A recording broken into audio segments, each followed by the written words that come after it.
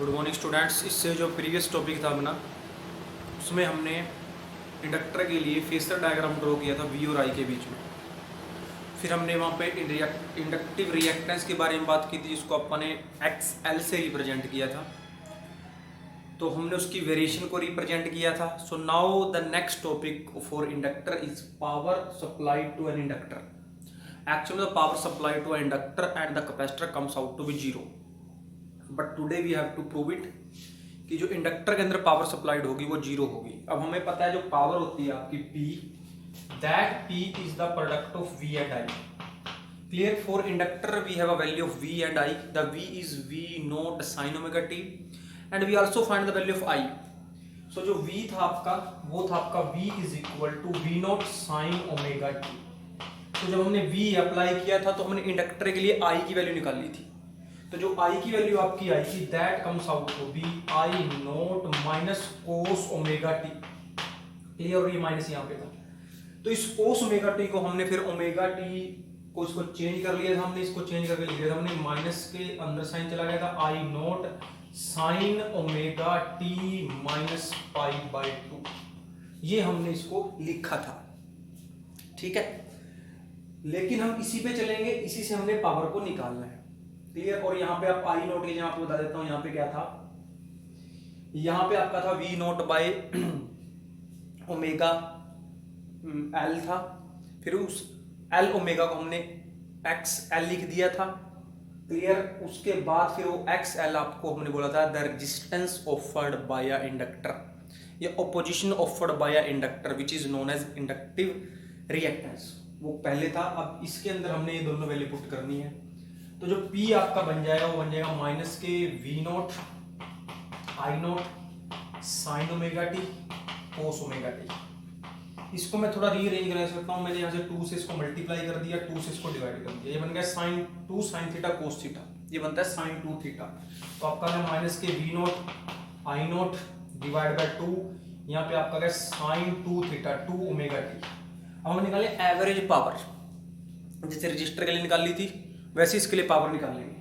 अब जो average power है उसको इससे रिप्रेजेंट, तो एवरेज पावर होती है बेटा आपकी 0 से लेके t integration of p into में dt डिवाइड बाय t। ये मैंने आपको बोला, इसको याद कर लेना आप लोगों ने। एवरेज पावर जो होगी integration of power 0 to t divide by t। तो इस t को हमने 1/t की फॉर्म में ऐसे लिख दिया बाहर। अब 0 से लेके t तक पावर आपकी क्या है, ये आपकी वैल्यू है। जो वैल्यू आपकी है वो है आपकी minus V naught I naught divide by 2 sine 2 omega t into में डी। तो आपकी जो ये 2 है वी नोट आई नोट, ये सारा आपका बाहर आ जाएगा। तो इसको मैं इधर लिख देता हूँ V naught I naught minus, और ये 2 आ गया इसके नीचे। क्लियर? अब अंदर रहेगा आपका बेटा ये। अब हमने पिछले टॉपिक में साइन की इंटीग्रेशन करेंगे बेटा, वो आपकी ये कोस आ जाएगी, ठीक है। क्लियर? जब साइन की करेंगे कोस बन जाएगा। कोस के बाद फिर इसके अंदर लिमिट पुट करेंगे। तो लिमिट पुट करने के बाद जब भी आपका साइन ओमेगा टी होगा तो उसकी जो आपकी पावर की वैल्यू आएगी, डिस्प्यूटेड पावर जो होगी, इसके अंदर पुट करने के बाद जब इसको हम इंटीग्रेट करेंगे तो कोस ओमेगा टी आएगा आपका। क्लियर? तो कोस ओमेगा टी आने के बाद जब इसको हम यूज करते हैं तो बेटा सिंपल सी बात है, the integration of this part which we have done previously also, तो this is directly 0। क्लियर? तो यहाँ से जो एवरेज पावर आ गई आपकी इंडक्टर के लिए वो 0 आ गई। यही हमने प्रूव करना था कि एवरेज पावर जो होती है इंडक्टर के लिए वो आपकी 0 होती है। इसके बाद आपकी बुक में बेटा एक डायग्राम बनाया हुआ है, एक्चुअल में वो डायग्राम रॉन्ग है बेटा। क्लियर? वो आपने कैसे प्लॉट करना है उसको हम आपको बताते हैं। क्लियर? आपकी बुक वाले ने इसको गलत बनाया हुआ है डायग्राम को। इन दोनों वैल्यू को ही लेके चलेंगे हम, ठीक है। इन दोनों वैल्यू को, या इसको आप चेंज कर सकते हो। यहाँ पे आप लिख लो I naught that is sine omega T minus pi by 2, ठीक है। और जो P था आपका वो था आपका V naught I naught minus cos omega t था, और साथ में था आपका साइन ओमेगा टी। इसको आपने इकट्ठा कर लिया था, बन गया आपका P minus V naught I naught cos ये बनेगा आपका divide by 2 sine omega T. इसके अंदर वैल्यू पुट करनी है और आपका हम वो कर सकते हैं, ठीक है भाई। अब यहाँ पे हमें ग्राफ प्लॉट करेंगे वी और आई के लिए, ठीक है। इसके ऊपर आपका वी भी है और आई भी है और इधर आपका है टी। सबसे पहले हमने क्या करना है, इन दोनों इक्वेशन में टी को 0 पुट करेंगे। तो जब हम इस दोनों इक्वेशन में टी को 0 पुट करेंगे तो व्हेन टी इज 0, तो जब टी आपका 0 है, टी आपका 0 है, साइन 0 0 कोस 0 1, लेकिन यहाँ पे क्या माइनस, तो आपका जो ग्राफ है इसका आई का वो यहाँ से शुरू होगा और वी का यहाँ से शुरू होगा बेटा। तो टी 0 है यहाँ पे और यहाँ पे ये आपका आई है, ये आपका आई नोट होगा बेटा, मैक्सिमम मान लो माइनस के आई नोट। क्लियर। अब हमने टी को पुट करना है, t is equal to T by 4। एक दो से पता लग जाएगा क्या बताना चाह रहा है आपको। तो अब यहाँ पे जब पुट करते हैं तो 2 omega by T dot T by 4, ये टी से टी कैंसिल होगा, ये 2 तो ये बन गया pi by 2, sine pi by 2 1, sine 90 sine 91, तो वैल्यू वी नोट। तो इसके बाद हम अगर कह देते हैं कि ये आपका वी नोट है और ये आपका जो टाइम है दिस इज टी बाई 4, तो टी बाई 4 के ऊपर आपका यहाँ से ये वैल्यू हो जाएगी मैक्सिमम। जब अब यहाँ पे पुट करोगे तो यहाँ पे आपका आएगा फिर से पाई बाई 2, तो sine cos pi by 2 cos pi by 2 कोस 90, क्योंकि अंदर तो ओमेगा टी है बेटा दोनों में, तो यहाँ पे जैसे 90 बना यहाँ पे भी 90 बनेगा, कोस 90 0। तो उसके बाद आप यहाँ पे ये ऐसे करेंगे। आपकी बुक वाले ने दोनों भी यहाँ से शुरू किए हुए हैं। क्लियर, यहाँ पहुंच गए हम। उसके बाद नेक्स्ट अगर वैल्यू पुट करनी है तो हम पुट करते हैं टी बाई 2। क्लियर, जब यहाँ पे टी बाई 2 पुट करेंगे तो मैं लिख दिया 2 पाई बाई टी इंटू में टी बाई 2, तो ये टी से टी कट गए, ये आपका आ गया पाई, तो साइन पाई मतलब साइन 180, साइन 180 मतलब साइन 90 प्लस 90। क्लियर, तो साइन 90 बढ़ गया कोस 90 0। तो इसके बाद मतलब जब आपका यहाँ पे अगर टी बाई 2 है तो यहाँ पे आ गया साइन 180, तो साइन 180 पे आके ये वैल्यू 0। लेकिन कोस 180 आपका होगा, क्या होगा, जब यहाँ पे बन जाएगा आपका, यहाँ पे जब टी बाई 2 पुट करेंगे तो ये बनेगा कोस 180 का माइनस 1। इसका ऑलरेडी माइनस प्लस हो गया, तो प्लस आई नोट, पाई प्लस आई नोट आपका मान लो यहाँ पे है, ठीक है। लेकिन आपका v और i की वैल्यू में थोड़ा डिफरेंस रहता है, क्यों, क्योंकि जो i आपकी है वो v से छोटी रहती है, क्योंकि i जो आता है वो v बाई r आता है, ठीक है। तो हम कह देते हैं मान लो यहाँ पे आपका आई नोट मैक्सिमम है, यहाँ पे माइनस का आई नोट था, तो आपकी वैल्यू जो होगी ये यहाँ पे जाके, फॉर एग्जाम्पल यहाँ पे जाके आपकी वैल्यू इस तरह से आपका ग्राफ चलेगा। लेकिन जो पावर का ग्राफ होगा तो पावर ग्राफ बेटा ये टी बाई 4 मैक्सिमम हो गया, फिर यहाँ से फिर ये ऐसे मिलेगा, ये कहाँ से है, यहाँ पे वैल्यू पुट करनी है अपन। क्लियर, जब हम यहाँ पे टी को क्या पुट किया, 0 पुट किया, साइन 0 मीन्स 0, तो आपका 0 आ गया यहाँ पे। अब फिर हमने पुट किया टी बाई 4। क्लियर, जब टी बाई 4 पुट करेंगे तो यहाँ पे आपका क्या 2 ओमेगा या मतलब 2 पाई बाई टी इंटू में यहाँ पे आ गया टी बाई 4, ये टी से टी कट गया, 4 से 4 कट गया, फिर से यहाँ पे क्या हुआ पाई, साइन पाई फिर से हो गया 0, मतलब यहाँ पे भी 0 यहाँ पे भी 0, इसका मतलब बीच में कहीं पे क्या है मैक्सिमम है। क्लियर, तभी तो कोई वैल्यू मैक्सिमम हो गया, तभी तो दोबारा 0 पे आई है। अगर हम ये पुट कर देते हैं, मान लो टी बाई 2 पुट कर दिया मैंने भाई, जब मैं टी बाई 2 पुट करूंगा तो इसके अंदर पुट कर सकते हो। क्लियर, तो जब यहाँ पे पुट करेंगे 2 इंटू में 2 पाई बाई टी इंटू में टी बाई 2। क्लियर, टी से टी कट गया आपका, ये फिर आपका क्या हो गया 2 से 2 कट गया, 2 पाई साइन 2 पाई मीन्स 1 पाई 360, साइन 360 फिर से क्या होएगा 0 ही तो होएगा, ठीक है ना, साइन 0 पे पहुंच जाएंगे दोबारा से। तो फिर से आपकी जो पावर है यहाँ पे मैक्सिमम हुई थी, लेकिन वो आपका पाई प्लस पाई में माइनस में जाएगा, तो वो आपका फिर ये वैल्यू यहाँ से ये पावर की थी, तो इसको मैं यहाँ से दिखा देता हूँ, ये आ गया फिर से ये पावर।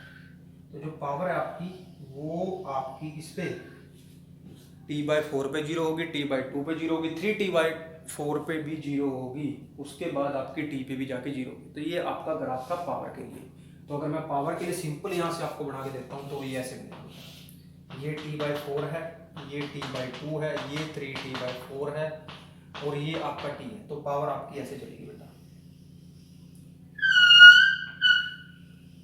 ये आपकी पावर है। इसका मतलब क्या, इन वैल्यू के ऊपर पावर में जीरो होना, इन बिटवीन कहीं पे यहाँ पे और यहाँ पे पावर आपकी मैक्सिमम होगी इंडक्टर के लिए। तो ये इंडक्टर के लिए पावर डिस्ट्रीब्यूटेड था। नेक्स्ट टॉपिक आपका है पावर सप्लाइड, पोटेंशियल और voltage supply to a capacitor, कि जब किसी कैपेसिटर को वोल्टेज सप्लाई करेंगे तो क्या होगा।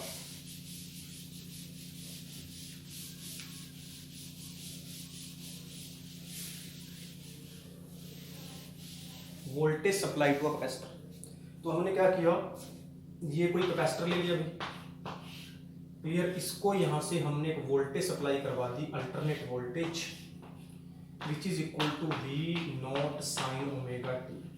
अब करना कुछ नहीं है, वोल्टेज सप्लाई के इस कैपेसिटर के लिए हमें करंट निकालना है, क्लियर। अब करंट कैसे निकलेगा, वी हमने सप्लाई ये किया था, तो अब हम वहां पे एक फॉर्मूला लेकर आएंगे जो हमने चैप्टर सेकंड में किया था। वो फॉर्मूला आपका क्या था कि we know that V is equal to Q by C, clear. तो वहां से आपका जो V था आपका, that is V is equal to Q by C. अब आपको यहाँ से करंट निकालना है, तो चार्ज यहाँ से है ही, अगर इसका डेरिवेटिव हुआ तो D Q by D T, तो वो आई आ जाएगा आपका। तो इस C को उठा के मैं उधर लेके आया, तो जो Q आ गया आपका वो आ गया V इंटू में C। अब इस V की वैल्यू पुट कर दी हमने यहाँ से, तो V की वैल्यू होगी आपकी V naught C sine omega t, this is equal to Q. हमें निकालना है करंट, तो अगर मैं दोनों साइड डेरिवेटिव कर दूं इसका, क्लियर, चार्ज का विद रिस्पेक्ट टाइम, इसका विद रिस्पेक्ट टाइम, इसका भी तो अगर हम इनका डेरिवेटिव कर देते हैं तो बनेगा D Q by D T, and this is also the derivative D by D T, clear. तो D Q by D T तो आपका आई बन गया, इज इक्वल टू, अब इसका डेरिवेटिव हमने करना है, जब उसका डेरिवेटिव करेंगे हम, तो जो वी नोट है और जो सी है वो तो आपका कांस्टेंट है। अब साइन का डेरिवेटिव हो गया cos, clear, the derivative of sine is cos, and then omega T का आपका ओमेगा हो गया, क्लियर। तो derivative of sine is cos, so here comes out to be cos omega T. So now this is the derivative of sine, now this is the derivative of omega T, that is omega dot omega. तो आपका यहाँ पे आ गया I is equal to V naught C omega into में कोस omega T. अब भाई जो V अप्लाई किया था वो तो था साइन में, आई आया है कोस में, इसका मतलब इसको चेंज करना पड़ेगा, साइन को कोस में चेंज करना पड़ेगा। अब साइन को कोस में लिखना है या कोस को साइन में लिखना है, तो हम 90 प्लस ही करते हैं, तो इसको हमने लिख देना है अब I is equal to V naught C omega, यहाँ पे आ जाएगा आपका sine omega T plus pi by two, clear. तो ये सिर्फ इसलिए किया है ताकि इन दोनों को हम कंपेयर कर सकें, क्लियर। इससे हमें पता लग रहा है कि जो V था वहां पे था ओमेगा टी, लेकिन जो I है वहां पे omega T plus by two. इसका मतलब जो आपका क्या है, कैपेसिटर है, कैपेसिटर के केस में जो आपका करंट है वो वोल्टेज से या पोटेंशियल से पाई बाई टू आगे चलता है। इंडक्टर में पाई बाई टू पीछे था, वो कैपेसिटर में पाई बाई टू आगे होगा, और रजिस्टर में वो दोनों एक दूसरे के साथ चलेंगे, मींस दोनों एक ही एंगल पे होंगे। लेकिन अब इसको थोड़ा रीअरेंज करना है, बिकॉज यहाँ पे आपका आई इसको आई नोट बनाना है, तो मैंने इसको क्या करना है, अब I is equal to V naught divide by 1 upon C omega.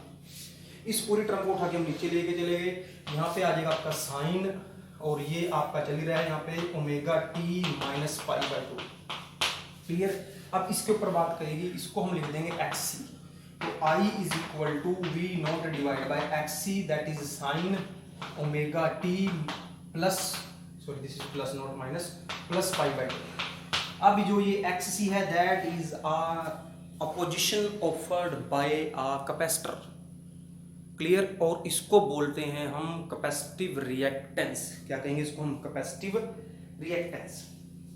What is capacitive reactance, the resistance offered by a capacitor or opposition offered by a capacitor is known as capacitive reactance which equal to xc, और xc कहाँ से आया, यहाँ से आया, तो जो आपका xc है that is equal to 1 upon c omega, clear। and ये resistance, so this is v by r किसके इक्वल होता है, that is I, so your I comes out to be I is equal to I naught sign omega T plus pi by to.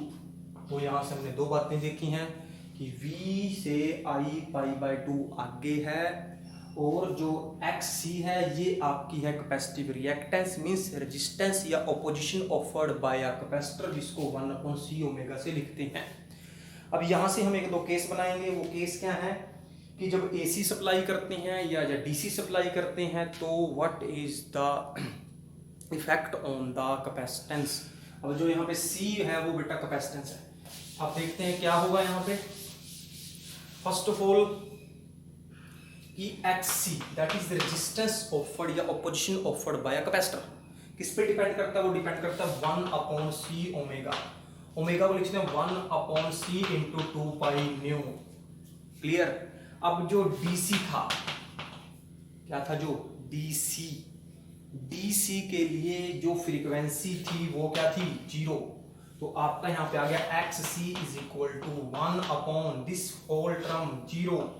So 1/0 infinite. इसका मतलब है कि जो capacitor है वो आपका डीसी को इनफाइनाइट रेजिस्टेंस ऑफर करता है। Means capacitor offer a infinite resistance to DC. Clear. अब हम अगर बात करते हैं यहाँ पे कि नेक्स्ट एक पॉइंट है। अब अगर हमने अप्लाई कर दिया AC, means AC apply to आ किससे भी कैपेसिटर को, जब एसी अप्लाई करेंगे तो जो एक्स सी होगा दैट इज 1/2 पाई न्यू। ये कोई ना कोई फाइनाइट वैल्यू है, तो यहाँ पे कुछ ना कुछ फाइनाइट वैल्यू आएगी। और बेटा नीचे तो 1/2 बहुत छोटी होगी, means X C comes out to be finite value आ गई। मींस रेजिस्टेंस ऑफर होगा लेकिन फाइनाइट है, कम होगा कि दिस इज 1 की फॉर्म में आपका यहाँ से वैल्यू है। अगर हम बात करते हैं कि एक्स सी और 1/2 पाई न्यू, क्लियर, ये सी आपका है, तो एक्स सी और इस न्यू में क्या रिलेशन है? That is inversely proportional. तो if we plot a graph, the graph comes out to like this. तो ये था आपका voltage apply to a capacitor. अब इसके साथ ही हम पावर का टॉपिक करेंगे कि power supply to a capacitor की जो पावर क्या होगी कैपेसिटर के लिए, कोई मुश्किल नहीं है, इजी है, समझना है क्या है। देखो पावर फिर से P किसके इक्वल है? वी आई के इक्वल है। P is equal to V I, power supply to capacitor. अगर P किसके इक्वल है? वी आई के इक्वल है, तो हमने V और I दोनों वैल्यू पुट करनी है। तो V किसके इक्वल है? That is V not sine omega T.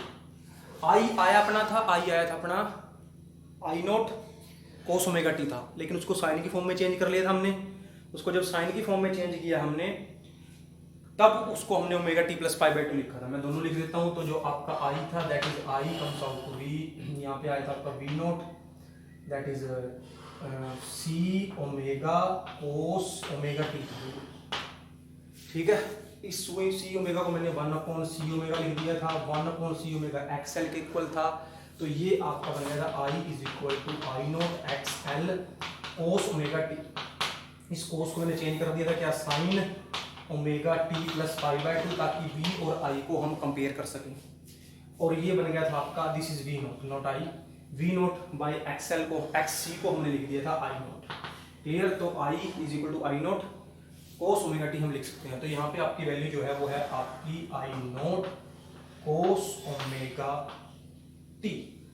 तो फिर से यहाँ पे वैल्यू बन गई आपकी V नॉट I नॉट, 2 से मल्टीप्लाई, 2 से डिवाइड, तो ये आपका बन जाएगा 2 साइन 2 ओमेगा टी। क्या निकालनी है?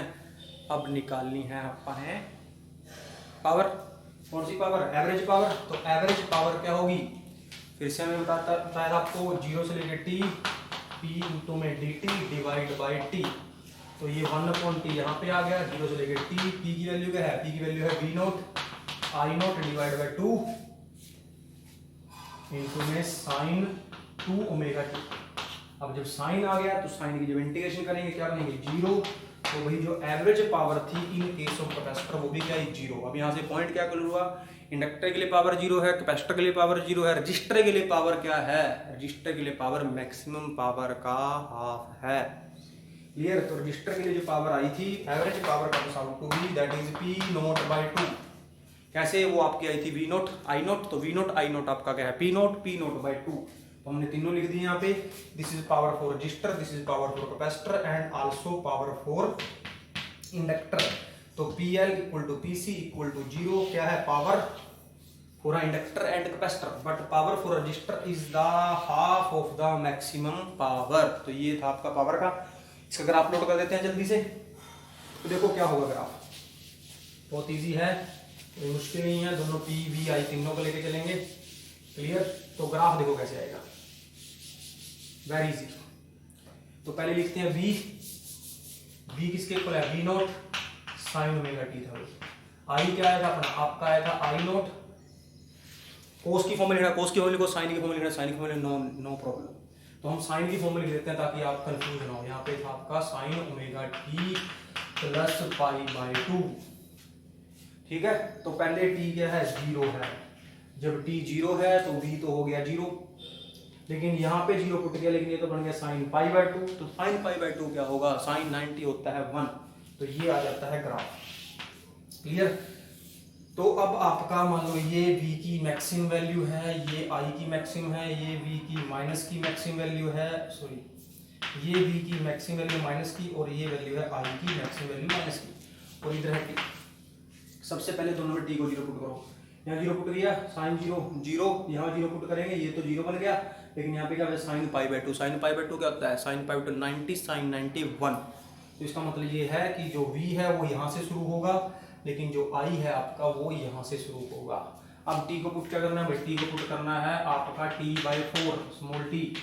जब t/4 पुट करेंगे, यहाँ पुट कर दो t/4, तो 2 पाई बाय टी ओमेगा या 2 पाई बाय टी, यहाँ पे लिख दिया t/4, तो ये कट गया आपका, यहाँ पे आ गया पाई बाय 2, ये तो बन गया पाई बाय 2, लेकिन ये भी क्या बनेगा पाई बाय 2, लेकिन पाई by 2 plus pi by 2, pi sine pi और साइन 180, साइन 180 का होता है 0, इसका मतलब करंट 0 है, लेकिन पोटेंशियल क्या आपका मैक्सिमम। तो यहाँ पे लिख दिया मैंने t/4, तो भाई करंट तो यहाँ पे 0 हो गया, लेकिन पोटेंशियल यहाँ से होता होता क्या हो गया, मैक्सिमम हो गया। अब आगे आपको कोई मुश्किल नहीं है, आगे आपका यहाँ पे क्या है, ये लिख दिया t/2, ये लिख दिया 3t/4, ये लिख दिया आपका t। अब कुछ नहीं है, जहाँ पे करंट मैक्सिमम होगा वहाँ पे आपका v मिनिमम होगा, बस यही करना है। अब यहाँ पे आपका v मैक्सिमम है, लेकिन जब t/2 पे जाएंगे 0 हो जाएगा, लेकिन ये मैक्सिमम होगा, लेकिन किसमें, नेगेटिव में। क्लियर? तो इस तरह से आपने ग्राफ लोड कर दिया। अब पावर की बात करते हैं। पावर में आपका क्या था, पावर में आपका था साइन 2 ओमेगा टी आया था। जब साइन 2 ओमेगा टी करेंगे वो t/4 पे भी 0 होगा, वो t/2 पे भी 0 होगा, वो 3t, तो ये आपकी आ गई पावर। क्लियर? ये आपका है पावर के लिए। और जो पावर होगा आप देखना दोनों से ऊपर ही रहेगा, क्यों रहेगा, क्योंकि प्रोडक्ट है बेटा v और i का। समझ में आई बात है कि जो पावर की वैल्यू है ना वो v से भी ज्यादा है और i से भी ज्यादा है। क्यों? क्योंकि p में v और i की मल्टीप्लिकेशन है, तो जब दो को मल्टीप्लाई करेंगे तो वैल्यू थोड़ी बड़ी ही मिलेगी। तो ये ग्राफ था, अगर एक ग्राफ बनाना आ गया बेटा सारे आ गए, नो प्रॉब्लम। ठीक है, तो ये हमने किया था पावर डिस्प्यूटेड। अब जो नेक्स्ट टॉपिक आपका है वो आपका है LCR सर्किट। अब LCR सर्किट का मतलब क्या है, LCR सर्किट का मतलब है कि एक ही सर्किट में तीनों आ गए। तीनों कौन, इंडक्टर भी, कैपेसिटर भी, और तो ये पहले रजिस्टर आ गया, फिर आपका एक कैपेसिटर आ गया, और फिर आ गया इंडक्टर। क्लियर? तो ये अप्लाई कर दी वोल्टेज को, तीनों किसमें है, सीरीज में है, तो करंट सबके लिए क्या होगा, सेम होगा। The value of I same for all. अब जो V है तो इसका होगा VR कह दिया, इसका कह दिया VC, और इसका कह दिया हमने VL, means voltage across register, voltage across capacitor, voltage across inductor. Current सबके लिए क्या सेम है। ठीक है, अब जो वोल्टेज होगी हमें पता है V क्या होगा, आपको पता ही है अभी V क्या है। तो हम अगर मैं ऐसे निकालता हूँ वोल्टेज अक्रॉस रजिस्टर VR, तो आपको पता है करंट I है, रेजिस्टेंस का R होगा तो IR बन गई। ठीक है, अब आपको पता है इसकी कैपेसिटेंस तो C थी, इसकी इंडक्टेंस L थी, इसका रेजिस्टेंस क्या था, इसका रेजिस्टेंस था XC, इसका रेजिस्टेंस था XL। तो अगर मैं यहां से क्या निकालता हूं, VC निकालता हूं, तो वो क्या आएगा I इंटू में XC, और VL क्या आएगा, वोल्टेज अक्रॉस इंडक्टर क्या आएगी, वो आपकी आएगी I इंटू में XL। तो ये आपने समझना है और यही आपने करना है। इसको थोड़ा और हम फेसर डायग्राम की फॉर्म में रिप्रेजेंट करता हूं। अब देखते हैं कौन कौन बच्चा इसको समझ पाता है कि सर ने फेसर डायग्राम कैसे बनाया। बनाइए फेसर डायग्राम इसका। तो मैं फेसर डायग्राम यहाँ बना रहा हूँ इसका, भी देखो ऐसे ठीक है, समझना है कैसे सर ने बनाया डायग्राम। सबसे पहले मैंने कहा कि जो आई है वो यहाँ पे है, ठीक है भाई, आई यहाँ पे है, किस पे है, एक्स एक्सिस पे है। अगर आई आपका एक्स एक्सिस पे है तो रजिस्टर के लिए वोल्टेज भी कहाँ होगी, बिकॉज रजिस्टर के लिए current and potential are at the same phase. क्यों, दोनों में साइन साइन आया था ओमेगा टी, तो इसका मतलब जो इसका अगर आई यहाँ पे है तो मैं आई यहाँ लिख देता हूँ कि आई यहाँ पे है, तो बेटा जो आपका वी आर है वो भी यहीं पे होगा। अगले पे चलते हैं, अब मैं चला गया कैपेसिटर पे। कैपेसिटर के केस में जो वी था वहाँ पे साइन ओमेगा टी था, क्लियर, लेकिन जो आई था वहाँ पे था sign omega T plus pi by 2। इसका मतलब क्या है कि जो आपकी करंट है, जो आपका क्या है करंट है, वोल्टेज से पाई बाय 2 आगे है, करंट वोल्टेज से पाई बाय 2 आगे है, ठीक है। जो आपका ये V के लिए था और ये I था, तो यहां से आप क्या समझ रहे हो कि जो I है वो V से पाई बाय 2 आगे है। दूसरा मैं कह सकता है कि जो V है वो करंट से पाई बाय 2 पीछे है, क्लियर। अब करंट कहां पे है, एक्स एक्सिस पे है, क्लियर। तो अगर आपसे पूछे कि कैपेसिटर के लिए जो VC होगा वो कहां पे मिलेगा, तो बेटा यहां से आपको क्लियर दिखाई दे रहा है कि जो करंट था वो वोल्टेज से पाई बाय 2 आगे है, तो करंट यहाँ पे है, वोल्टेज कितना आगे, पाई बाय 2, इसका मतलब वोल्टेज कितना पीछे है, पाई बाय 2 पीछे है, तो पाई बाय 2 पीछे मतलब ये पाई बाय 2, तो यहाँ पे क्या मिलेगा, यहाँ पे मिलेगा VC, ठीक है। चलिए आगे, अब आ जाता है इंडक्टर की बारी। XL के केस में आपने क्या देखा था, या VL जो आपने इंडक्टर के केस में आपने क्या देखा था, ये तो यही था, लेकिन यहाँ पे था माइनस। इसका मतलब जो करंट था वो वोल्टेज से पाई बाय 2 पीछे। अगर करंट यहाँ पे है और करंट वोल्टेज से पाई बाय 2 पीछे है, मींस अगर वोल्टेज यहाँ पे होगी तभी तो करंट पाई बाय 2 पीछे होगा, तो यहाँ पे आपका क्या आ गया, this comes out to be VC VR, और ये क्या आपका VL, ठीक है। और मैंने कहा जी ये है तीनों का रिजल्टेंट, जिसको हमने बोल दिया V, और यहाँ पे एंगल देख लेते हैं, बुक में क्या बना रखा है, बुक में एंगल है पाई। तो पहले आप देख रहे हो कि जो VL है और VC है वो एक दूसरे के अपोजिट है, तो अगर मैं इनका रिजल्टेंट निकालूं तो जो यहाँ से रिजल्टेंट वैल्यू आएगी, ये जो वैल्यू लेंगे हम यहाँ लिखते हैं VL माइनस VC, ठीक है भाई, ये ले लिया मैंने, ये VC नीचे था, VL ऊपर था, तो ये VL माइनस VC हो गया, और यहाँ तक आपका क्या हो गया, ये आपका है VR, ठीक है। अगर ये VL माइनस VC है, ये आपका क्या VL माइनस VC है, क्लियर, और ये आपका VR है, दोनों में एंगल कितना है 90 डिग्री है। तो अगर मैं यहाँ से रिजल्टेंट V निकालना चाहता हूँ तो रिजल्टेंट V फिर से निकलेगा triangle law of vector addition से निकाल लेंगे, या parallelogram law of vector addition से निकाल लेंगे। तो आपका जो V होगा वो V किसके इक्वल होगा, अंडर रूट, ठीक है, VR का square plus VL minus VC का whole square plus 2VR into में VL माइनस VC इंटू में कोस थीटा। अब जो ये VR है और जो VL माइनस VC के बीच में एंगल कितना है 90 डिग्री, तो कोस 90 आपका 0 हो गया, तो आपकी टर्म ये बची जाएगी। तो जो रिजल्टेंट V आपका आया वो आपका आ गया क्या, VR का square plus VL minus VC का होल स्क्वायर, ठीक है। रिजल्टेंट पोटेंशियल निकाल दिया अपने तीनों की यहाँ से। अब यहाँ से एक पॉइंट और समझना बेटा आप लोगों ने, आप यहाँ से भी निकाल सकते हो, ये बन गया VL माइनस VC और ये आपका VR है, ये आपका हाइपोटेन्यूस है, यहाँ से भी निकाल सकते हो आप हाइपोटेन्यूस की फॉर्म में। एक बार दोबारा ही बना के दिखाऊंगा डायग्राम एट द एंड दोबारा वीडियो पे। अब यहाँ से इनकी सबकी वैल्यू पुट करते हैं, देखो क्या वैल्यू पुट करते हैं, VR किसके इक्वल था, ये था आपका I इंटू में R था ये तो आपका, प्लस VC किसका स्क्वायर लिख देते हैं हम यहाँ से, VC किसके इक्वल था, वो था आपका I इंटू में XL, VC किसके इक्वल था I इंटू में XC सारे का होल स्क्वायर और इसके ऊपर अंडर रूट, ठीक है भाई। अब मैंने यहाँ से I को कॉमन ले लिया, यहाँ से भी I कॉमन, यहाँ से भी I कॉमन, यहाँ से भी I कॉमन, जब यहाँ से I कॉमन आया तो I स्क्वायर आएगा, I स्क्वायर से अंडर रूट कट गया, तो यहाँ पे आपका आ गया V, तो V is equal to I under root के अंदर आपका है क्या R square plus XL minus XC का होल स्क्वायर, ठीक है। और इस I को उठा के मैं यहाँ पे लेके चला गया तो बन गया V बाई I, क्लियर। तो जब ये V बाई I बनेगा क्लियर। तो v बाई आई जब आपका बनेगा तो v by I is equal to under root R square plus X L minus X C का होल स्क्र। क्लियर। और v बाई क्या r होता है, लेकिन अब जो v बाई आई ये r है ये पूरे तीनों सर्किट का है। तीनों मीन्स किसका, इंडक्टर, कैपेसिटर और रजिस्टर, तीनों ने मिलके जो ये तीनों का v है और तीनों का I है, तो इसको बोलते हैं हम Z। Z means impedance. ये बन गया Z। तो Z की वैल्यू आपकी आ गई R square plus X L minus X C का होल स्क्वायर। अब व्हाट इज Z?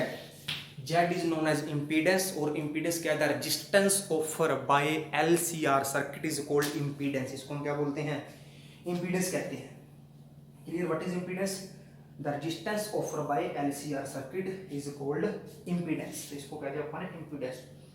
अगर हम यहाँ से अब फाई भी निकालना चाहते हैं, एंगल निकालना चाहते हैं, एंगल किसके बीच में, ये एंगल बिटवीन रिजल्टेंट वोल्टेज, ये एंगल फाई निकालना अगर हम चाहते हैं तो ये आपका निकलेगा टेन फाई से। तो टेन फाई किसके इक्वल है, सबको पता है, परपेंडिकुलर अपॉन बेस। तो परपेंडिकुलर क्या है, VL minus VC, VL minus VC divide by VR। तो VL आपको पता है IXL है, VC आपका IXC है, और वो IR है तो ऊपर कट जाएगा, यहाँ पे आ जाएगा XL minus XC divide by R। तो यहाँ से निकलेगा टेन कि आप यहाँ से एंगल भी निकाल सकते हो। ठीक है। तो ये आपका फेज एंगल है, phi is the phase angle between V and I। ठीक है।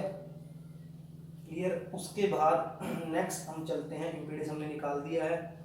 अब यहाँ पे बात होगी क्या कि रेजिस्टेंस कब, इम्पीडेंस कब मैक्सिमम होगा, कब आपका इम्पीडेंस मिनिमम होगा।